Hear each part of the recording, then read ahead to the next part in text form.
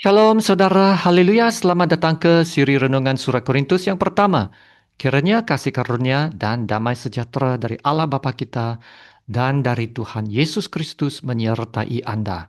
Kita lihat 1 Korintus bab 12 ayat 20 sampai 26 dengan tajuk ini yang paling lemah juga sangat penting. Mari kita baca dari ayat 20. Memang ada banyak anggota, tetapi hanya satu tubuh. Jadi, mata tidak dapat berkata kepada tangan, "Aku tidak membutuhkan engkau," dan kepala tidak dapat berkata kepada kaki, "Aku tidak membutuhkan engkau."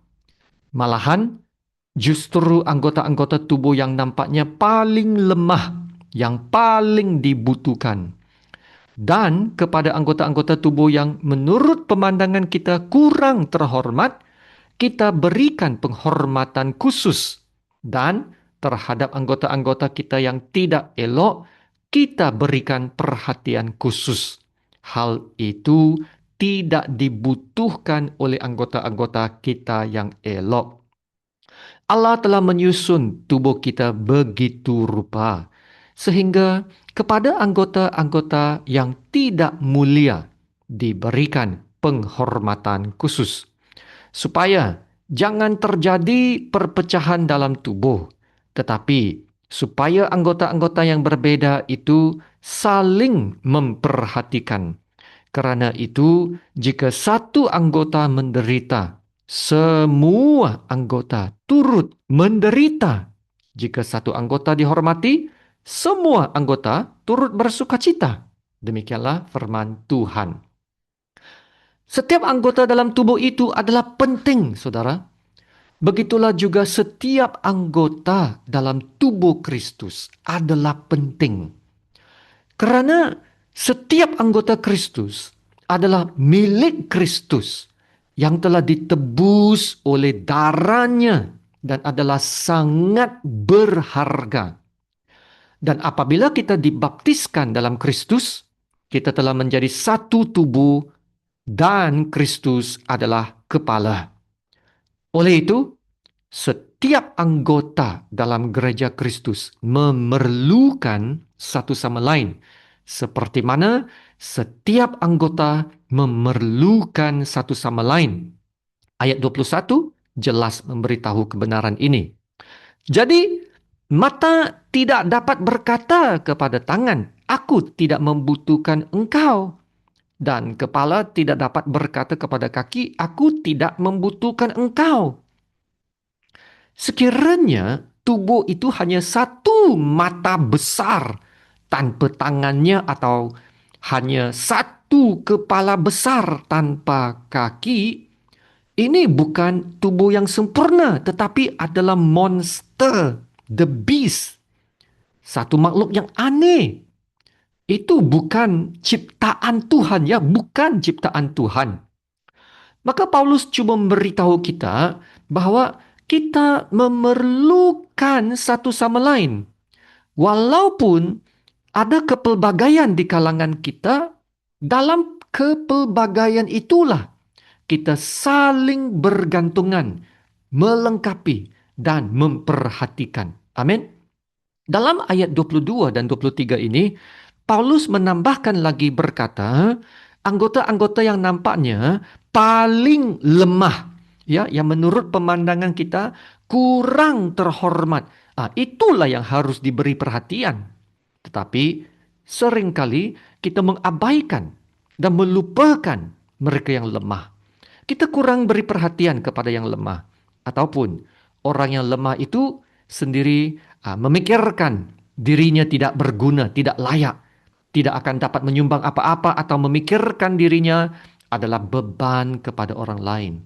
Tapi bagi Tuhan, ayat 22 ini mengatakan yang nampaknya paling lemah, yang paling dibutuhkan. Amin. Samalah dengan tubuh kita, tubuh manusia. Anggota-anggota yang lemah, yang tidak kelihatan, yang kurang terhormat, yaitu yang tidak layak ditunjukkan Itulah yang harus diberi lebih perhatian dan dijaga dengan lebih teliti. Contohnya perut, usus besar, usus kecil, hati, otak, jantung, paru-paru, dan pundi kencing.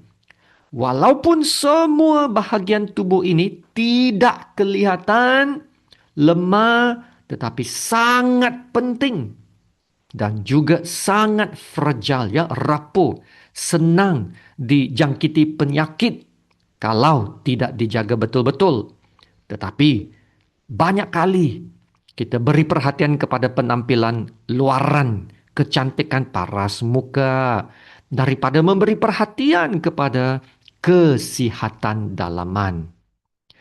Lebih baik memiliki perut dan hati yang sehat daripada memiliki badan yang berbulu dan berotot tetapi tidak sehat. Kita boleh hidup tanpa satu mata, ya, tetapi kita tidak boleh hidup tanpa jantung. Kita boleh hidup tanpa satu tangan atau kaki, tetapi kita tidak boleh hidup tanpa paru-paru dan otak. Begitulah juga dalam anggota tubuh Kristus.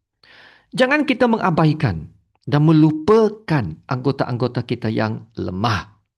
Golongan yang kuat harus menolong golongan yang lemah. Nah, hal ini telah ditegaskan dalam ayat 24 ini. Hal itu tidak dibutuhkan oleh anggota-anggota kita yang elok.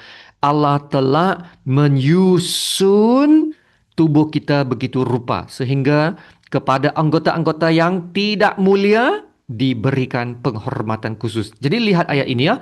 Allah telah menyusun, ya. Ya, bagian-bagian tubuh manusia yang tidak kelihatan, ya, seperti jantung dilindungi tulang rusuk, ya. Otak itu dilindungi oleh tengkorak, kan? Ya. Semua bahagian ini diberikan penghormatan khusus, ya. Maka begitu juga dengan tubuh Kristus. Tuhan memperhatikan mereka yang lemah. Sekiranya Tuhan memperhatikan mereka, jangan kita abaikan dan ketepikan mereka. Nah, kenapa memperhatikan mereka ini penting?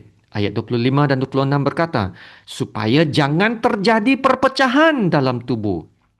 Tetapi supaya anggota-anggota yang berbeda itu saling memperhatikan. Karena itu, jika satu anggota menderita, semua anggota turut menderita. Jika satu anggota dihormati, semua anggota turut bersukacita. Jadi sangatlah jelas, setiap anggota penting.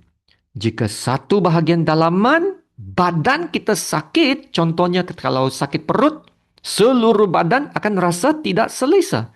Begitulah juga jika seorang anggota jemaat kita sakit atau tidak dapat melayan dengan baik, ia akan memberi kesan kepada pelayanan kita. Jadi kita harus saling memperhatikan dan melengkapi. Kita ada pelbagai kebolehan, tetapi menuju matlamat yang sama, yaitu memelihara kesatuan dan membangun satu sama lain untuk pertumbuhan tubuh Kristus yang sihat dan teguh. Amin. Haleluya. Kasih karunia Tuhan Yesus menyertai Anda. Mari kita berdoa. Bapa kami yang di surga, Allah Bapa yang esa, layak disembah, dipuji, ditinggikan. Terima kasih Bapa untuk firman-Mu. Kami bersyukur karena setiap kami mempunyai peranan yang penting dalam tubuh Kristus. Tidak ada seorang pun yang tidak berguna di hadapan-Mu, termasuk mereka yang kelihatan lemah dan kurang terhormat. Tunjukkanlah kami bagaimana dapat menjaga, mendorong, dan membangunkan mereka, supaya kami dapat bertumbuh bersama, menjadi dewasa dan teguh dalam iman. Tolonglah kami untuk dapat menjalankan peranan kami dengan setia, supaya kami dapat menjadi anggota tubuh yang berguna, berbuah, dan membawa kemuliaan bagi nama-Mu. Haleluya, terima kasih Bapa. Dalam nama Tuhan Yesus yang termulia, kami berdoa dan mengucap syukur. Amin.